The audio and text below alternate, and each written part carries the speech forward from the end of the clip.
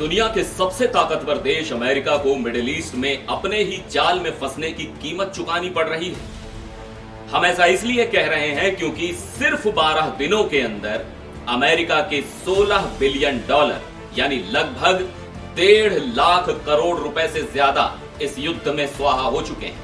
और बात सिर्फ पैसों की नहीं है। ईरान के हमलों से खाड़ी देशों में मौजूद अमेरिकी सैन्य ठिकानों को इतना नुकसान हुआ है जिसकी भरपाई करने में अमेरिका के पसीने छूट रहे हैं। सबसे महंगे रडार सिस्टम तबाह हो रहे हैं और पेंटागन 200 बिलियन डॉलर यानी 18 लाख करोड़ रुपए से भी ज्यादा की और डिमांड कर रहा है। तो आखिर अमेरिका के साथ मिडिल ईस्ट में असल में हो क्या रहा है? नमस्कार, मैं हूं सिद्धार्थ प्रकाश।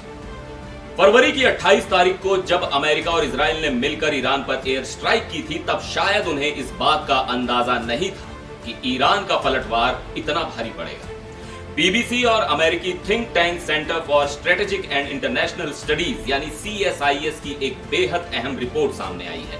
इस रिपोर्ट के मुताबिक युद्ध के शुरुआती 2 हफ्तों में ही ईरान ने खाड़ी देशों में मौजूद अमेरिकी सैन्य ठिकानों पर इतने भीषण हमले किए हैं कि अमेरिका को 800 मिलियन डॉलर यानी करीब 7,500 करोड़ रुपए से ज्यादा का नुकसान हो चुका है।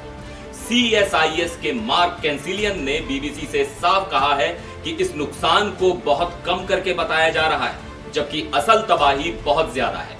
जब इस पर अमेरिकी रक्षा मंत्रालय से बात करने की कोशिश की गई तो उन्होंने कुछ भी बोलने से सीधा इनकार कर दिया।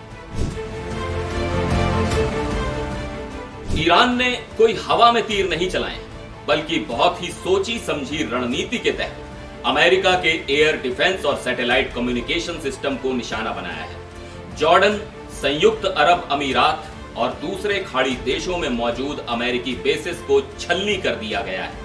सबसे बड़ा झटका जॉर्डन में लगा है, जहां अमेरिका का बेहद एडवांस्ड और महंगा terminal high altitude area defence यानी थार्ड सिस्टम रखा था। ईरान की मिसाइलों ने इस थार्ड सिस्टम के रडार को भारी नुकसान पहुंचाया है। आपको बता दें कि सिर्फ इस एक रडार की कीमत ही 485 मिलियन डॉलर यानी 4,500 करोड़ रुपए के आसपास है।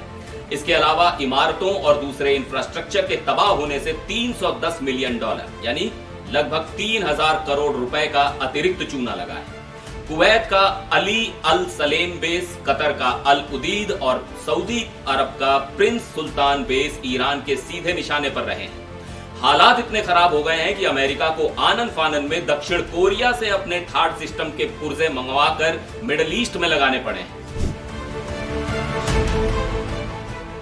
इस जंग में बात सिर्फ हथियारों और इंफ्रास्ट्रक्चर की नहीं है। अमेरिका ने अपने 13 सैनिकों को भी खो दिया है। वहीं एक मानवाधिकार एजेंसी के मुताबिक इस पूरे संघर्ष में अब तक 3200 से ज्यादा लोगों की जान जा चुकी है, जिनमें 1400 के करीब आम नागरिक हैं। इन सब के बावजूद अमेरिकी राष्ट्रपति डोनाल्ड ट्रंप अपने बयानों पर कायम है। ट्रंप का कहना है कि वो ईरान के न्यूक्लियर प्रोग्राम को खत्म करने के अपने लक्ष्य की तरफ तेजी से बढ़ रहे हैं और अमेरिका ईरान में बहुत अच्छा प्रदर्शन कर रहा है। ईरान ने सिर्फ हवा से ही हमले नहीं किए, बल्कि उसने दुनिया की दुखती रग पर भी हाथ रख दिया है। ईरान ने होर्मुज जलडमरू मध्य यानी होर्मुज स्ट्रेट की नाकेबंदी कर दी है। ये वो समुद्री रास्ता है जहां से दुनिया भर का 20% तेल गुजरता है। इस नाकेबंदी से पूरी दुनिया में ऊर्जा संकट पैदा होने का भारी डर सताने लगा है। अब सवाल ये उठ रहा है कि क्या इस रास्ते को खोलने के लिए डोनाल्ड ट्रंप अपनी ग्राउंड फोर्स यानी जमीनी सेना को युद्ध में उतारेंगे? इस युद्ध की कीमत अमेरिका को बहुत भारी पड़ रही है। अमेरिकी रक्षा विभाग ने संसद को बताया है कि युद्ध के पहले 6 दिनों में ही 11.3 बिलियन डॉलर यानी लगभग 1 लाख करोड़ रुपए खर्च हो गए और 12 दिनों में यह आंकड़ा 16.5 बिलियन डॉलर यानी करीब 1.5 लाख करोड़ रुपए तक पहुंच गया। और जैसा कि मैंने शुरू में बताया था, अब पेंटागन ने युद्ध लड़ने के लिए 200 बिलियन डॉलर यानी 18 लाख करोड़ रुपए से भी ज्यादा की भारी भरकम रकम और मांगी है। अमेरिकी रक्षा सचिव पीट हेग्सेथ ने खुलेआम कह दिया है कि बुरे लोगों को मारने के लिए पैसों की जरूरत तो पड़ती ही है। अब आप खुद सोचिए, एक तरफ अरबों डॉलर स्वाहा हो रहे हैं और दूसरी तरफ ईरान रुकने का नाम नहीं ले रहा। क्या आपको लगता है कि अमेरिका को ईरान के खिलाफ अपनी सेना को सीधे जमीन पर उतारना चाहिए, या फिर यह दुनिया को तीसरे विश्व युद्ध की तरफ धकेल देगा?